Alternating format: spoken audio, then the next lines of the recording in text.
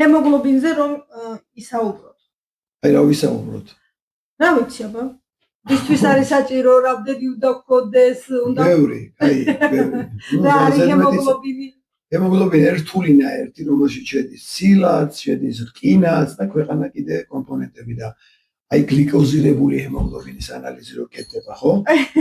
A1C ესეთი ანალიზი, რომელსაც ხშირად უკეთებენ ხოლმე ადამიანებს და არ იციან რატო უკეთებენ. აი ეს არის მაჩვენებელი იმისა, რომ როდესაც შაქარი ხდება ჰემოგლობინით, ანუ ერითროციტში და ჰემოგლობინის უერთდება, წარმოქმნის ნერვს, რის შედეგადაც ჰემოგლობინი თავის თვისებებს კარგავს. ჰემოგლობინის მთავარი დანიშნულება არის, რომ ჟანგბადი ფილტრებიდან წაიღოს და შეიტანოს უჯრედში და უჯრედიდან წამოიღოს ნახშირორჟანგი და მოიტანოს ფილტრში. როდესაც მას შეუერთდება შაქარი, ის ამ თვისებას კარგავს ერთი და მეორე.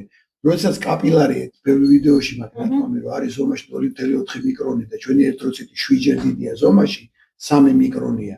ჩვეულებრივად, როცა ერითროციტი და ჰემოგლობინი ნორმალურ მდგომარეობაშია, ყრუბელივით რბილი არის, ანუ გუბკასავით ელასტიურია და იწნეხება ამაში და შედის კაპილარში.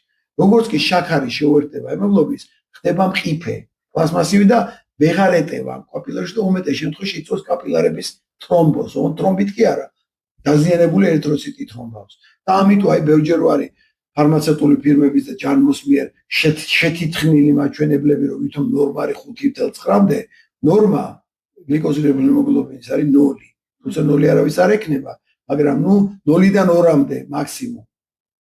უკვე 4.5 კი ნორმა, არ არის ნორმა. 100 ერითროციტიდან 5 რო ესეა გადაგვარებ და 5 კაპილარს დაკიტრობავს და რა კაპილარია, სად არის ეს კაპილარი? თვალის ბადურაში თუ არის მხედველობა გაკლდება, შუა ყურში თუ არის კოორდინაციას კარგავ და ბევრი ხშირი არის თქვა წერენ ხოლმე რა შუა ყურში ხმამესმის შვილი მაგ კოორდინაციას კარგავ. ერთ-ერთი მიზეზი, სადაც კი რესურსი კაპილარს არ აქვს, რომ გაიწელოს და ესეთი ერითროციტი გაატაროს, იმ კაპილარის კვების არეში უჯრედები ყველა იღუპება.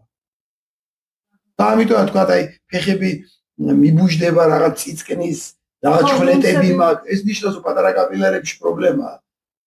დიდ სიზავში პირველი რაც უნდა ქნას, როცა აღმოაჩენ 40 ხარ 9 უნდა შეწვე. ხო, აბა უნდა გამოასწორდეს. შემდეგ ერითროციტების ცვლის პროცესი 120 დღემდეა. 4 თვეში როცა შეიცვლება და ახალი ერითროციტები წამოვა, ისინი უკვე აღარ დათრომბავენ და იქ სადაც უკვე დათრომბეს და რაღაცა არე დაზიან და ზოგ შემთხვევაში ზოგ სოლიც უნარი რომ აღდგეს, ზოგს არა აქვს უნარი რომ აღდგეს.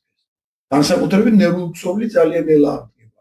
მათ შორის ტვინი, დაბლოები. აი ჰემოგლობინიდან სად წავედით? ხო, ნუ წავედით ეგ არის, ჰემოგლობინი არის ზუსტად დიდი, ესე რთული ნაერთია, რომელიც ბევრი კომპონენტი შედის და მისი დანიშნულება არის ჟანგბადის მიერთება, მერე გამოყოფა, შემდეგ ნახშირორჟანგის მიერთება, გამოყოფა. ანუ ეს არის გაზის მატარებელი სპეციალური მთელი რთული სისტემა, რომელიც ერითროციტის შიგნით არის. და იმის გამო რომ შიგ რკინა არის, აძლევს სიცოცხლეს, ციტელპერს, რის ჩვენ სისხლს რკინა. შენალის სისხლი არის მწვანე ფერის, რომელსაც მაგნიუმი განსაზღვრავს და ასე შემდეგ. კიდე ბევრი უცხო პლანეტელებს არ ვიცი რა ფერისაა. კიდე ბევრი კითხვა მაქვს, მაგრამ ძალიან დაღლილი ხარ და გარბი. დიახ, მადლობა ხვეწო. ეს მოვჭით. ურა. მადლობა.